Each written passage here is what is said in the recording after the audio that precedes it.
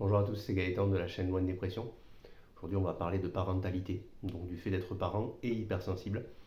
On va voir à quel point ça peut être effectivement quelque chose de relativement épuisant pour une personne hypersensible et avec tout aussi la culpabilité qu'il peut y avoir derrière sur chaque décision ou chaque acte qu'on fait ou qu'on ne fait pas. Mais en fait, ça se comprend tout à fait que les hypersensibles soient davantage fatigués par la vie de parent.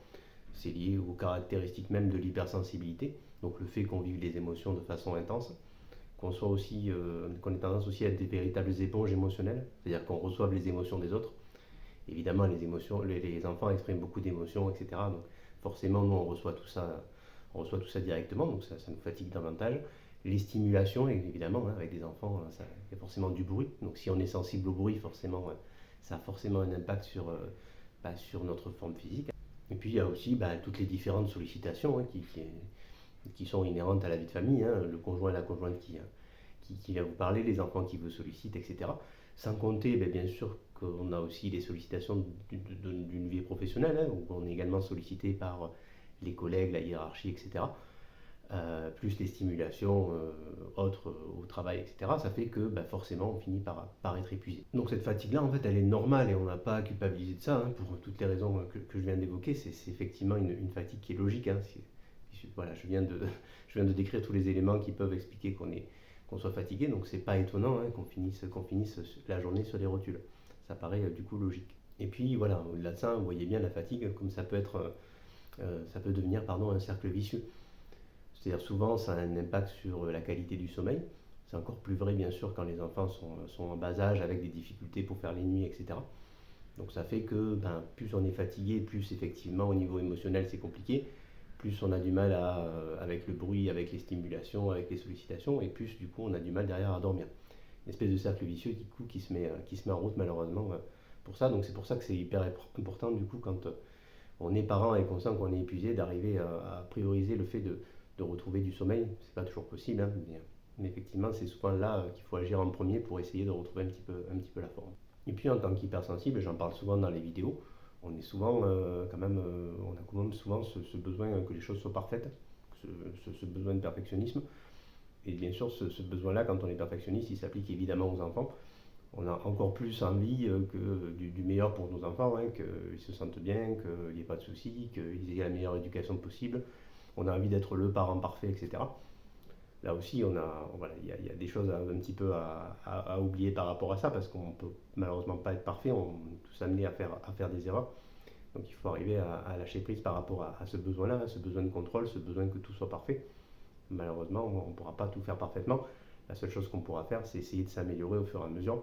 On se rend compte que ce qu'on fait n'est pas forcément adéquat. On pourra à ce moment-là s'améliorer, mais on ne sera jamais des parents parfaits. Ça n'existe pas. Donc c'est pour ça que les parents hypersensibles, ils ont particulièrement besoin de repos. Quand on est deux, s'occuper d'enfants, c'est encore mieux, puisque l'autre peut prendre le relais, etc. Quand il y a de la famille autour, c'est encore mieux, parce qu'à un moment donné, les grands-parents ou de la famille peuvent prendre le relais pour les garder, pour que les parents puissent se reposer, etc. Donc voilà, dès qu'on a la possibilité d'avoir des gens à côté de nous qui peuvent nous aider, il ne faut pas hésiter à solliciter pour pouvoir nous reposer et puis retrouver un petit peu plus d'énergie pour s'occuper des enfants. Mais voilà, en tout cas, il n'y a pas de honte à un moment donné être épuisé de tout ça. C'est pas parce qu'on est des mauvais parents, c'est au contraire, on est des bons parents, la plupart des gens, bien entendu. Le truc, c'est qu'au bout d'un moment, le mode de vie, la façon de vivre et puis l'hypersensibilité fait qu'on fatigue beaucoup plus vite. Et c'est vrai que la plupart des parents, alors je mets de côté les parents maltraitants, etc. On parle pas de ça, on parle de la majorité des parents qui essaient de bien faire les choses. En plus, en tant qu'hypersensible, souvent on a des qualités. On a des qualités d'écoute, d'empathie, etc., qui font qu'on arrive à se mettre à la place de l'autre, donc du coup de l'enfant. Ce qui peut être chouette aussi, en tout cas, ce qui peut arriver aussi, c'est que l'enfant il soit également hypersensible. Et l'étant nous-mêmes, du coup, ça facilite un petit peu la compréhension de ce qui peut se passer pour lui. Si par exemple votre enfant est sensible au bruit, est sensible aux matières, aux vêtements, etc., aux étiquettes, des choses comme ça, et que c'est votre cas également, vous êtes un peu plus en capacité de comprendre, de se mettre à votre place, de se mettre à sa place, pardon, de vous mettre à sa place. De mieux appréhender ça, et du coup ça crée une espèce de dialogue et de proximité, et l'enfant se sent effectivement compris, et il peut du coup confier un petit peu plus facilement ce qui lui arrive, etc. Il n'a pas l'impression d'être dérangeant parce qu'il est hypersensible, parce qu'il ne supporte pas telle ou telle chose, puisqu'en face de lui, il a un parent qui comprend ce qui se passe pour lui et qui essaye de faire au mieux pour qu'ils se sentent bien. Ça veut dire simplement qu'il y a des jours où ils seront bien et d'autres moins bien, un petit peu comme vous en tant qu'adulte, un petit peu la forme et d'autres jours beaucoup moins. Ils auront tendance aussi à beaucoup observer ce qui se passe, comment vous parlez entre vous, les mots que vous prononcez et à du coup les répéter, etc. Donc ça veut dire une certaine vigilance par rapport à tout ça. Et puis les enfants étant ce qu'ils sont, ils auront tendance du coup à tester, à voir un petit peu les limites. Et puis s'ils voient une faille, à essayer de s'immiscer dedans. Donc ce sera à nous en tant que parents d'arriver à bien poser des limites, de façon bien sûr sans les brimer, mais arriver en tout cas à poser des limites pour faire en sorte qu'ils aient des repères clairs pour pouvoir faire en sorte de bien grandir. Et, en tout cas, il faut bien comprendre qu'en tant que parent, on n'a pas le mode d'emploi du parent parfait. Parce que déjà, comme je disais tout à l'heure, le parent parfait n'existe pas. Mais surtout, voilà, on n'a évidemment pas le mode d'emploi. On a parfois des idées de comment on voudrait faire. Mais souvent, ça peut se confronter à la réalité de ce qui se passe. Et du coup, les idées qu'on avait de base ne sont pas forcément celles qu'on va appliquer concrètement pour notre enfant. Et puis, ce qui se passe, c'est que non seulement on n'a pas le mode d'emploi en tant que parent, mais surtout, de façon souvent inconsciente, on a été influencé par l'éducation qu'on a nous-mêmes reçue, notre vécu, etc. Soit qu'elle ait été, je dirais, épanouissante, soit que c'était un petit peu plus dysfonctionnel. Et en fonction de ça, on va reproduire ou d'ailleurs faire l'inverse de ce qu'on a reçu comme éducation. Tout ça se joue souvent de façon un petit peu inconsciente. On n'a pas forcément conscience de ça. On ne va pas se dire je vais faire la même chose que ce que ont fait mes parents. Ou au contraire, je vais faire l'inverse. Alors, quelquefois, si, quand on a travaillé au niveau psychologique, au niveau psychothérapique, pour effectivement identifier toutes ces choses-là, mais la plupart du temps, c'est assez inconscient. Et on a tendance à reproduire effectivement l'éducation qu'on a reçue, ou au contraire, on allait aller en contradiction par rapport à elle. C'est pas forcément une mauvaise chose, d'ailleurs, c'est comme ça, mais c'est pour vous dire effectivement qu'on est forcément un petit peu conditionné, en tout cas par ce qu'on a reçu, et ce qui est logique.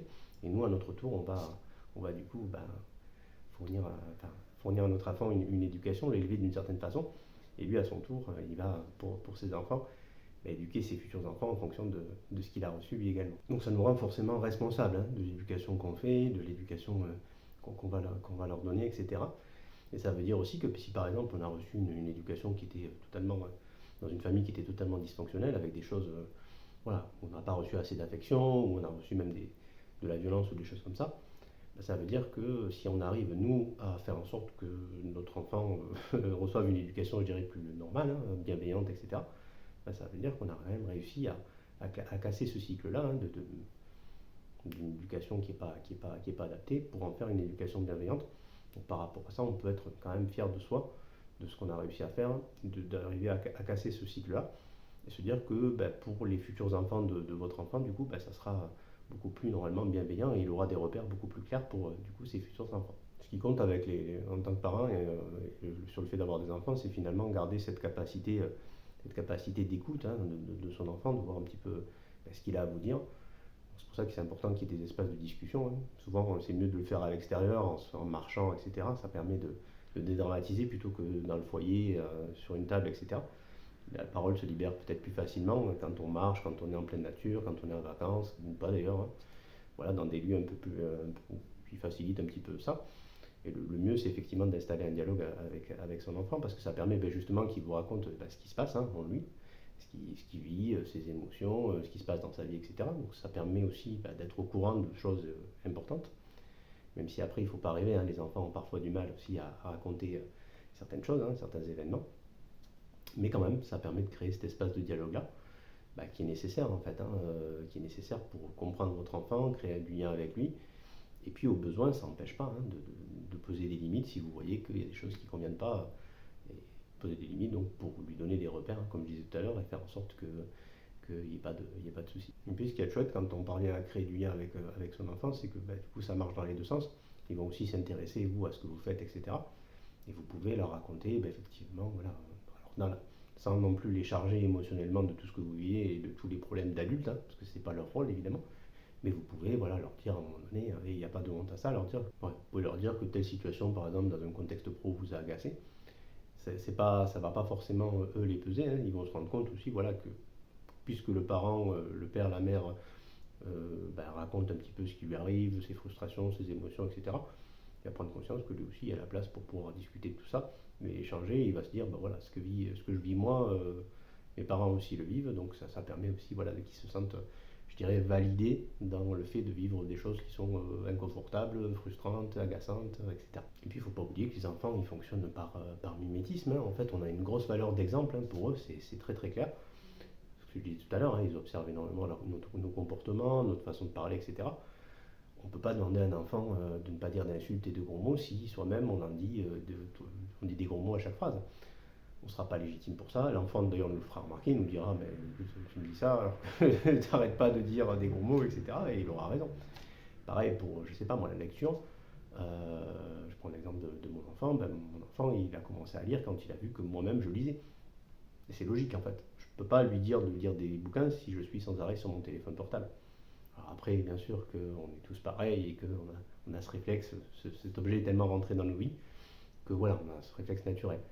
Ce que je veux dire par là, et sans que ce soit culpabilisant non plus, hein, parce que c'est pas le but, ben, c'est de rappeler effectivement qu'on a une valeur d'exemple et qu'on sert de modèle en fait, hein, aux enfants. Et que donc ben, ils s'appuient sur ce qu'ils voient, ce qu'ils observent, voilà, et leur comportement est induit par ce qu'on fait. Donc ça nous pousse nous à nous améliorer finalement, à se dire ben voilà, donc il faut aussi que j'ai un comportement pas forcément exemplaire, mais en tout cas que je fasse pas non plus n'importe quoi, si je veux que mon enfant il fasse pas n'importe quoi. En fait, notre rôle en tant que parent, en tout cas moi je le vois comme ça, hein, c'est de les aider à grandir. Un petit peu comme le tuteur d'une plante ou d'un arbre ou d'une fleur, etc.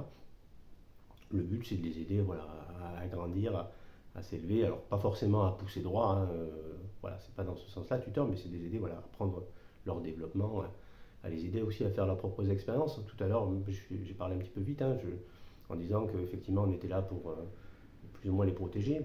Bon, il faut quand même aussi qu'ils fassent leurs expériences. Il faut aussi qu'ils se plantent. Comme nous, on s'est planté, voilà, hein, il faut accepter aussi à un moment donné qu'on ne va pas pouvoir contrôler tout ce qu'ils font, tout ce qu'ils disent, qu'il y a certaines choses qu'on ne saura pas, ce qui est normal, et qu'à un moment donné, oui, ils vont se planter, ils vont forcément échouer ou se prendre des murs, des situations inconfortables, etc. Et nous, notre rôle en tant que parents, malheureusement qu'on ne peut pas éviter ça, qu'on ne peut pas les empêcher de vivre, mais de rencontrer ça, notre rôle c'est d'être présent, de continuer à tisser le lien dont je parlais, d'essayer voilà, de les rassurer, de les aiguiller sur des pistes, etc. Et c'est en ça qu'avoir créé du lien avec son enfant, du coup, sera précieux pour gérer justement tous ces moments clairement qui sont difficiles. En fait, il ne faut pas oublier qu'en tant que parent, justement, on n'est pas que des parents. On est aussi des hommes, des femmes, que donc forcément, hein, on va faire en sorte au fur et à mesure des années de continuer à évoluer, de continuer à être des hommes, des femmes, de continuer à avoir une vie sociale, une vie amoureuse, une vie pro, etc. Et de ne pas avoir l'intégralité de notre existence centrée sur les enfants. C'est quelque chose qui existait beaucoup avant, hein, dans les anciennes générations, notamment chez les femmes, hein, qui étaient un petit peu assujetties à ce rôle-là, hein, un petit peu forcées à faire ça, par la société dans son ensemble. Là aujourd'hui c'est quand même moins le cas, hein, normalement, donc le but c'est aussi nous de s'épanouir en tant que personne, en tant qu'hommes et femmes. Et ça peut que avoir des effets positifs. C'est-à-dire si votre enfant, vos enfants voient que vous êtes un homme, une femme épanouie, que vous vous éclatez dans votre vie, dans votre boulot, etc., ça aura forcément un impact positif sur lui, son développement et sa façon de voir le monde. Et à l'inverse, quand ça se passe pas bien, hein, qu'on n'est pas heureux dans sa vie, ou parfois quand on est malheureux dans son couple, hein, ce qui malheureusement peut arriver, et qu'on se pose parfois la question de est-ce qu'on reste ou est-ce qu'on reste pas dans notre couple actuel, il faut avoir conscience, et sans que ça nous culpabilise non plus, hein, que l'enfant capte ces choses-là. Il voit bien si on est heureux ou pas heureux, malheureux, etc. Et quelquefois, on reste avec quelqu'un, donc le père ou la mère de ses enfants, parce qu'effectivement, on pense que l'enfant sera plus heureux comme ça. Or, quelquefois, ça se discute. C'est-à-dire que l'enfant, il voit bien que vous n'êtes pas forcément heureux dans ce contexte-là. Et peut-être, alors ça dépend des cas, hein, peut-être qu'il serait plus heureux dans le cas de figure où vous seriez séparés et dans ce cas-là où vous retrouveriez vous un peu plus d'épanouissement, un meilleur bien-être. Donc voilà, il ne faut pas oublier que nous en tant que parents finalement on a un énorme impact, hein, en tout cas un gros impact sur eux, leur développement, leur bien-être, etc. Et que plus on va se culpabiliser et plus on va se rendre coupable de choses pour lesquelles finalement on n'a pas à se rendre coupable, plus forcément ça va avoir un impact sur tout ça. Et c'est dommage. La plupart des hypersensibles sont des très bons parents, ont envie de bien faire, etc. Donc il n'y a pas forcément besoin de se rajouter plein de culpabilité alors qu'on a envie de bien faire, alors qu'on a envie de transmettre des choses, alors qu'on a envie de transmettre de l'amour, etc. C'est dommage du coup de se rajouter de la culpabilité quand on a envie de bien faire et qu'on a envie de donner plein de choses positives. Voilà, bah écoutez, j'espère que cette vidéo vous aura plu. Vous allez retrouver un lien dans la description de la vidéo, un lien justement pour l'article qui concerne ce sujet-là, hein, le fait d'être parent hypersensible avec ce que je viens d'évoquer, hein, l'épuisement, la culpabilité, etc. Si la vidéo vous a plu, n'hésitez pas à laisser un j'aime et à la partager sur les réseaux sociaux si vous pensez qu'elle peut aider d'autres personnes. Puis n'hésitez pas à vous abonner pour voir les suivantes. Merci.